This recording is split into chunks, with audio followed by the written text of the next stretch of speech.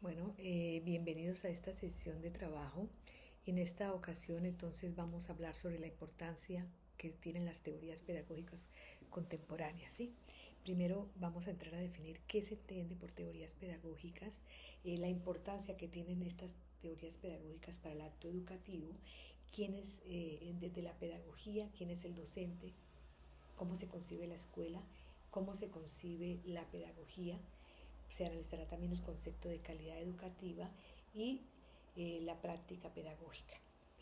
Bien. Entrar a entender el concepto de teorías pedagógicas es entrar a pensar qué son esas corrientes, esas explicaciones teóricas sobre la manera como vamos a orientar el proceso de formación del ser humano, ¿sí?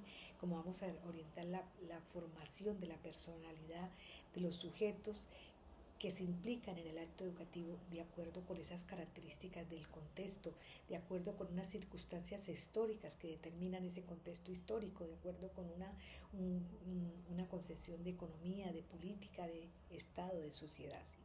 Hay muchísimas definiciones sobre lo que son las teorías pedagógicas. Por ejemplo, Lacato nos dice que son estructuras de pensamiento que está constituida por valores, por creencias, por supuestos, que nos permiten interpretar, sistematizar, conceptualizar todo lo relacionado con la práctica para convertirla en praxis pedagógica, ¿sí? Entonces decimos que las pedagogías son esas teorías, esos principios, esas proposiciones que se relacionan entre sí para explicar y comprender todo lo relacionado con una de las ciencias como la pedagogía, y que la pedagogía es una de las ciencias que explica todo lo que es el acto educativo, la educación, ¿sí? Es decir, el currículo, la formación, la enseñanza, el aprendizaje, la evaluación y la organización escolar. Bien, entonces, cuando hablamos de teorías pedagógicas tenemos que pensar en qué tipo de hombre queremos formar, bajo qué principios, para qué sociedad, cómo queremos formarlo, en dónde queremos formarlo, cuál es la orientación que va a caracterizar esa formación del ser humano. Pensamos en formar un hombre para una sociedad de consumo, para una sociedad capitalista, un hombre cuya finalidad sea la competencia, un hombre cuya orientación, un hombre que sirva a la sociedad, cuya finalidad sea la cooperación, la justicia, la paz, las condiciones para todos. O sea, uno tiene que tener muy claro esa orientación que le va a dar a las teorías que van a fundamentar su práctica pedagógica, ¿sí? Entonces decimos que las teorías además orientan todo nuestro trabajo investigativo en el aula, ¿sí? Van a ser la guía para todos los trabajos de investigación que implementemos, ya sea en nuestra profesionalización como maestros y digamos en las investigaciones que emprendamos en el transcurso de nuestra vida.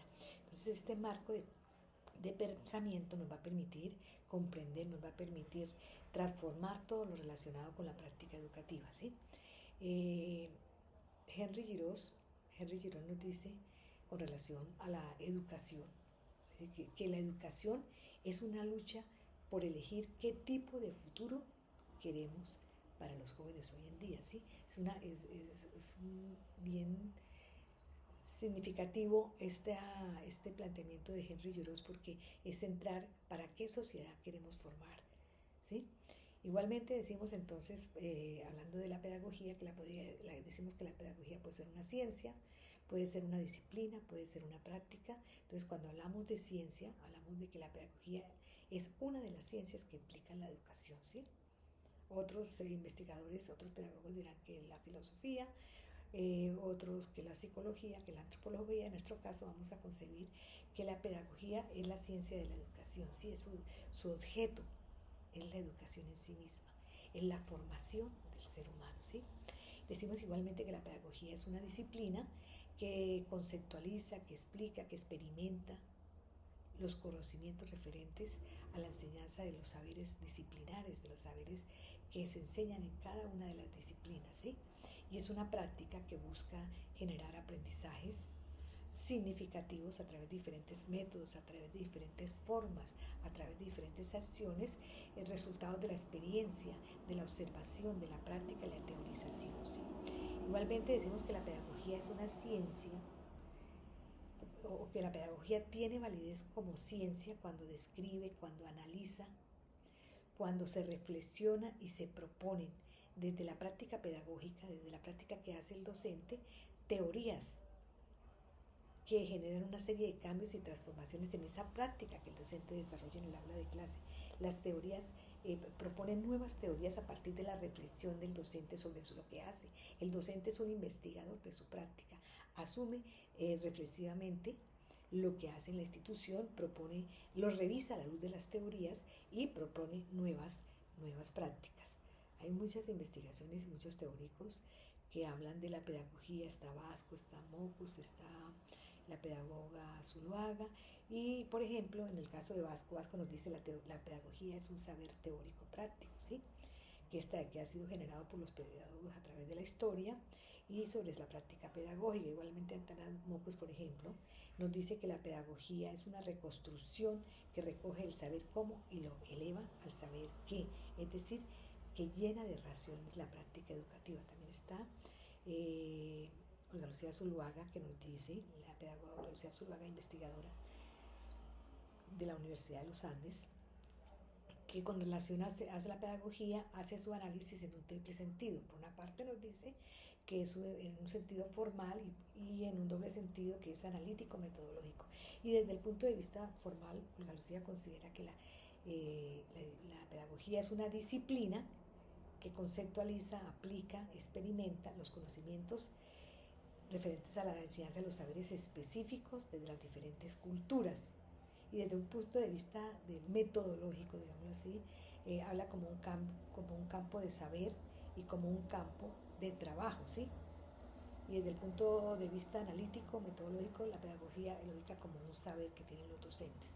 Hay un concepto del Ministerio de Educación Nacional que me ha parecido muy importante recordar y que nos dice que la pedagogía es el saber propio de los maestros. Ese saber que le permite orientar los procesos de enseñanza-aprendizaje, ese saber que se nutre de la historia que dan a conocer los investigadores, los teóricos, los pedagogos a lo largo de la historia, a lo largo de la vida, que se construye diariamente, el docente en su relación personal y colegial en el aula de clase con sus estudiantes, ¿sí?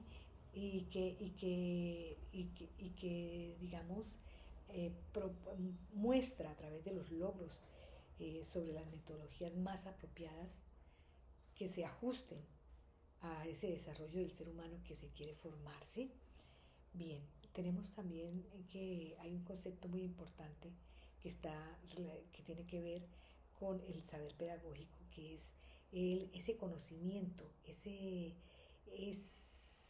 conocimiento que producen los docentes cuando los docentes investigan el acto educativo. Ese es el saber producto de la experiencia, producto de analizar las características de aquellos con quienes se enseña, ¿sí? Es ese saber que se construye diariamente a partir de la práctica educativa. Entonces, igualmente, el otro concepto importante de revisar es de la práctica educativa, que nos dice que una práctica educativa que solo procede de la experiencia y no, por más fantástica, por más eficiente que sea, corre el riesgo de caer en errores que están encubiertos, ¿sí? Entonces, lo que nos quiere afirmar aquí es que la teoría debe estar enriquecida con la práctica, y la práctica debe ser revisada a la luz de los avances y los avances teóricos y las producciones que se dan con los aportes de distintos pedagogos, ¿sí? Entonces, la práctica docente aquí es entendida como una práctica, como el conjunto de situaciones que se dan en el aula, que configuran lo que hace el docente, su quehacer con los alumnos, y que tiene que ver con la formación que tiene el docente y con la función que tiene del desarrollo de los currículos, ¿sí? Y que tiene que ver con el aprendizaje de los alumnos, ¿sí? Entonces hay que revisar quién es el docente del siglo XXI. Y decimos que un docente del siglo XXI no solamente tiene que tener conocimientos disciplinares de su disciplina, sino también debe tener conocimientos pedagógicos, tiene que tener conocimientos de tecnologías, y eso nos lo explica el modelo TIPAD, que nos dice que un docente debe tener conocimientos disciplinares, pedagógicos y tecnológicos, pero igualmente CONCYT nos dice que un docente debe tener conocimientos en investigación, conocimientos de las pedagogías, de las metodologías más adecuadas para la enseñanza, debe tener conocimiento de los procesos que se siguen para el desarrollo de la lectoescritura, de las matemáticas, debe conocer cuáles son las iniciativas del gobierno en relación con la pedagogía, en relación con el quehacer docente, ¿sí? Igualmente es muy importante en todo este proceso educativo revisar cuál es esa relación que se debe dar entre los docentes, la escuela y la pedagogía, ¿sí? Recuerden que el docente es esa persona que se encarga de orientar, de acompañar el proceso educativo, acompañar la enseñanza y el aprendizaje en las instituciones educativas, ¿sí? Y que lo llevan a definir esas estrategias más apropiadas para desarrollar el proceso educativo. Bien, tenemos también que en relación con el docente, la escuela y la pedagogía, en el siglo XXI han cambiado las formas de relacionarse. Ahora hablamos de unas relaciones que son horizontales entre docentes y alumnos, unas relaciones a las cuales a los dos se les reconoce, digamos, la capacidad de ser, de conocer, de comunicar. Los dos conceptos son importantes si hay una confrontación de saberes. El docente tiene toda la posibilidad de investigar y el estudiante también. Recordemos que en años anteriores, cuando la pedagogía el enfoque era tradicional, el enfoque de enseñanza, la única persona que tenía el poder del saber era el docente, ¿sí? Él era la última palabra y el estudiante era un ser pasivo que recibía esa información y la asimilaba memorísticamente. Actualmente ya no es así. Actualmente los estudiantes tienen la posibilidad de ser investigadores de su propio saber, de su propio conocimiento, y los docentes también, y hay una confrontación de esos saberes, ¿sí? Ambos son autónomos. En estos escenarios el docente es esa persona que va a crear esas condiciones, ese ambiente para que el estudiante tenga las mejores situaciones para adquirir el aprendizaje, ¿sí? Apoyado por supuesto por las tecnologías. Bien, igualmente tenemos el concepto de calidad educativa, que es fundamental cuando un docente está desarrollando su práctica educativa. Y digamos que la calidad educativa es un concepto polisémico, tiene muchas definiciones, por eso es muy importante entenderlo, digamos, en el contexto específico donde se analiza. Por ejemplo, la OEA nos dice qué es la calidad educativa y ellos definen la calidad educativa en términos de eficacia, de eficiencia y efectividad. Por ejemplo, desde el enfoque sociocultural, es decir, la calidad educativa es producto de la actividad humana, que está situado histórica y culturalmente, ¿sí? Por ejemplo, desde el paradigma de la complejidad, que es la calidad educativa, se entiende como es un concepto multidimensional, contextual, dinámico, ¿sí? En las universidades entendemos, por ejemplo, la calidad educativa se mide en términos de la acreditación, ¿sí?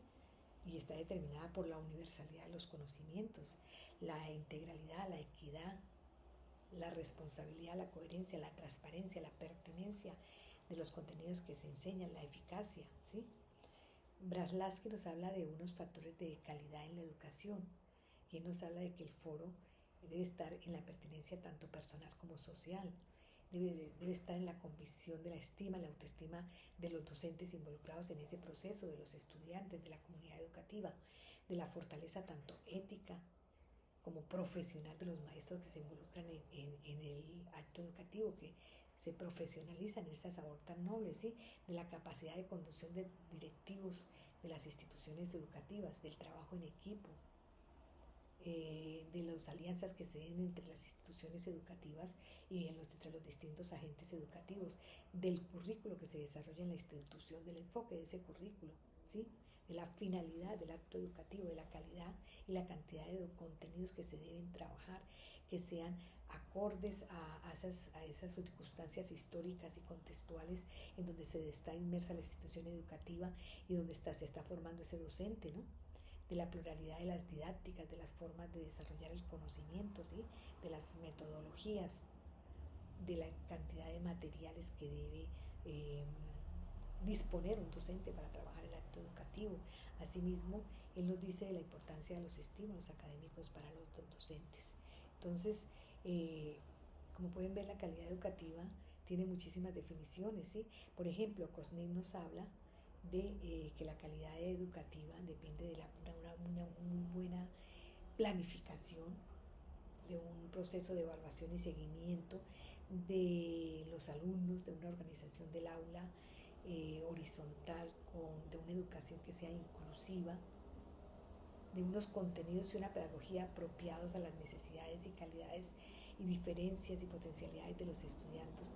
Depende también de la identidad de los profesionales que se implican en este acto educativo y de la visión que se trabaja. Hay un documento muy interesante, una conferencia muy interesante de Philippe Mirriol, es un francés, y ellos hablan, él nos dice que hay dos tendencias pedagógicas que están en discusión, ¿sí? Que es una cuestión para reflexionar, que él habla de los antipedagogos y los pedagogos, hiperpedagogos, y él nos dice que los antipedagogos se caracterizan, son aquellos docentes que se enmarcan en una educación tradicional, que es una corriente cientificista, que están basados en la neurociencia y en procedimientos estandarizados, con clases directivas. Es una educación basada en resultados, una formación individualista y para la competencia. Y igualmente habla de los hiperpedagogos, y él digamos que involucra allí a todos los docentes que trabajan bajo una educación naturalista, donde el niño es el centro del aprendizaje, una educación en donde el niño se debe educar libremente, sin límites, donde se dan esas relaciones horizontales, no hay una autoridad única, ¿sí? Nos habla de que, y ellos, los hiperpedagogos, hablan de que hay una crisis de la cultura, que hay una manipulación de los medios. En ese sentido, Flimer nos invita a volver al sentido profundo de la pedagogía, y él nos dice que todo modelo pedagógico tiene tres grandes polos. Un polo que se centra en las finalidades, ¿sí? En las finalidades, ¿cuál es la orientación que se le va a dar a la formación?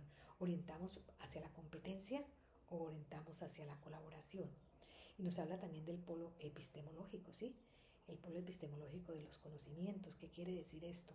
Que se movilizan aquellos conocimientos que únicamente se desarrollan a partir del cerebro, ¿sí?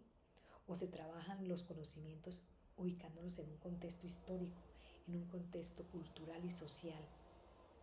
Y también nos dice que el otro componente del modelo pedagógico es el axiológico. ¿Qué tipo de valores queremos formar a nuestros estudiantes? ¿Bajo qué concepto de escuela, de comunidad? ¿Bajo qué concepto de sociedad? Y entonces él habla de tres grandes principios, ¿sí? Él dice que habla de un gran principio, del principio de la educabilidad, la educación para todos, y que la pedagogía es la unión de esos tres grandes polos, ¿sí? De los que les hablaba, del modelo pedagógico, las finalidades, el epistemológico y el axiológico de los valores, ¿sí? Y el otro es que el otro concepto importante, el que nos habla Philippe Mirriol, es el concepto de la libertad. Hay que definir la libertad. Entonces él propone unas prácticas en relación con estos tres principios, ¿sí? Para el futuro de la pedagogía. Y entonces él nos habla de que la escuela debe ser un espacio de comunicación, de interrelación, de desaceleración, de reflexión, de pensar muy bien, de estar evaluándose para ser mejores para sí mismos y no para los demás, ¿sí? Entonces, en la escuela, los jóvenes que van a la escuela deben descubrir, deben sentir pasión por lo que hacen, deben descubrir el gusto por aprender, la necesidad y el placer por aprender, ¿sí? Y habla de una escuela que debe ser una escuela inclusiva, donde se tengan en cuenta diversidad de opiniones, donde haya el consenso, la comunicación, una escuela que se caracterice por la solidaridad, por la cooperación, por la unión entre todos. Un pensamiento muy interesante el cual debemos analizar y debemos reflexionar cuál es ese sentido profundo de la pedagogía. Bueno, entonces yo pues los dejo acá. Muchísimas gracias por la atención. Espero que nos veamos en otra próxima ocasión y continuamos entonces analizando algunos conceptos sobre qué son las teorías pedagógicas, cuáles son las teorías pedagógicas en nuestro siguiente encuentro, cómo se concibe el modelo pedagógico y con la importancia de ese modelo pedagógico en el acto educativo y cuáles son esas teorías de aprendizaje que históricamente se han consolidado y cómo las podemos utilizar o cómo las analizamos para fundamentar nuestro modelo pedagógico. Muchísimas gracias y que tengan una feliz tarde.